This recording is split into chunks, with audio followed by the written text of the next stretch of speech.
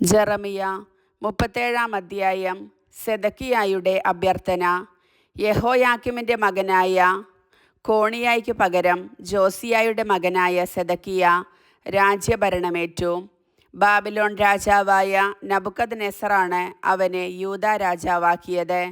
എന്നാൽ അവനോ അവൻ്റെ ദാസരോ ദേശത്തെ ജനങ്ങളോ പ്രവാചകനായ ജെറമിയ വഴി കർത്താവ് അരുളിച്ചെയ്ത വചനം ശ്രവിച്ചില്ല.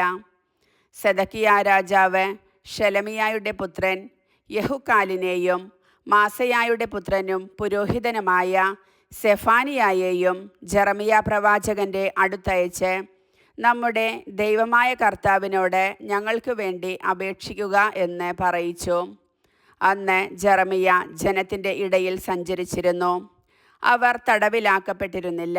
ഫറവോയുടെ സൈന്യങ്ങൾ ഈജിപ്തിൽ നിന്ന് പുറപ്പെട്ടു. ജെറൂസലേമിനെ ആക്രമിച്ചിരുന്ന കൽദായർ അത് കേട്ട് പിൻവാങ്ങി.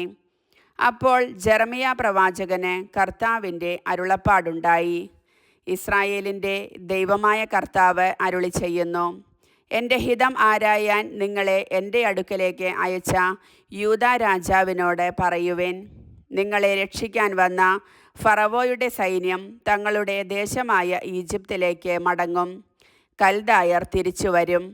അവർ ഈ നഗരത്തിനെതിരെ യുദ്ധം ചെയ്യുകയും അത് പിടിച്ചടക്കി അഗ്നിക്കിരയാക്കുകയും ചെയ്യും.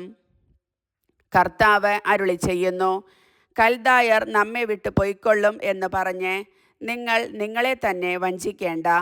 അവർ ഇവിടം വിട്ട് പോവുകയില്ല.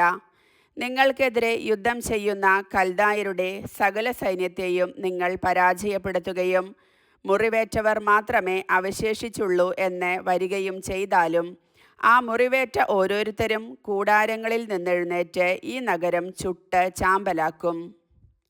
ജെറമിയ കാരാഗൃഹത്തിൽ. ഫറവോയുടെ സൈന്യത്തെ ഭയന്ന് കൽദായ സൈന്യം ജെറൂസലേമിൽ നിന്ന് പിൻവാങ്ങിയപ്പോൾ ജെറമിയ കുടുംബാംഗങ്ങളുമായി അവകാശം പങ്കുവയ്ക്കാൻ ജെറൂസലേമിൽ നിന്ന് ബെഞ്ചമിൻ ദേശത്തേക്ക് പുറപ്പെട്ടു. ബെഞ്ചമിൻ കവാടത്തിലെത്തിയപ്പോൾ ഇരിയ എന്നു പേരായ കാവൽ സേനാ നായകൻ ജെറമിയായെ തടഞ്ഞു നിർത്തി. ഹനനിയായുടെ മകനായ ശെലെമിയായുടെ മകനാണ് ഇരിയ. നീ കൽദായരോട് ചേരാൻ പോവുകയാണെന്ന് അവൻ ജെറമിയായോട് പറഞ്ഞു. അത് നുണയാണ്. ഞാൻ കൽദായരുടെ അടുക്കലേക്ക് പോവുകയില്ല എന്ന് ജെറമിയ പറഞ്ഞെങ്കിലും അത് സമ്മതിക്കാതെ ഇരിയ അവനെ പിടിച്ച് അധികാരികളുടെ മുൻപാകെ കൊണ്ടുവന്നു. കുപിതരായ അധികാരികൾ ജെറമിയായെ പ്രഹരിച്ച് തടവിലിട്ടു. കാര്യവിചാരകനായ ജൊനാഥാൻ്റെ വീടാണ് കാരാഗൃഹമായി ഉപയോഗിച്ചിരുന്നത്. കാരാഗൃഹത്തിലെ ഇരുട്ടറയിൽ ജെറമിയ വളരെ നാൾ കഴിച്ചുകൂട്ടി. സെദക്കിയ രാജാവ് ജെറമിയായെ ആളയച്ചു വരുത്തി, കർത്താവിൽ നിന്ന് എന്തെങ്കിലും അരുളപ്പാടുണ്ടോ എന്ന് രഹസ്യമായി ചോദിച്ചു. ജെറമിയ പറഞ്ഞു, ഉണ്ട്, നീ ബാബിലോൺ രാജാവിൻ്റെ കൈകളിൽ ഏൽപ്പിക്കപ്പെടും.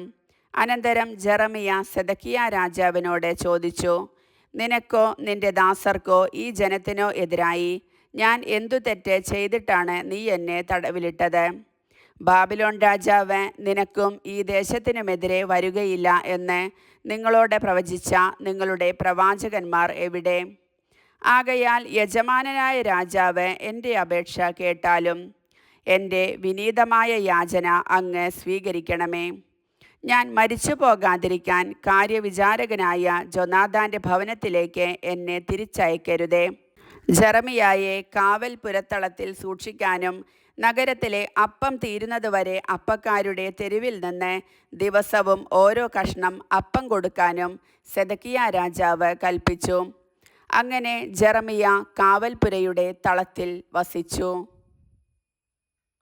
കർത്താവിൻ്റെ വചനം.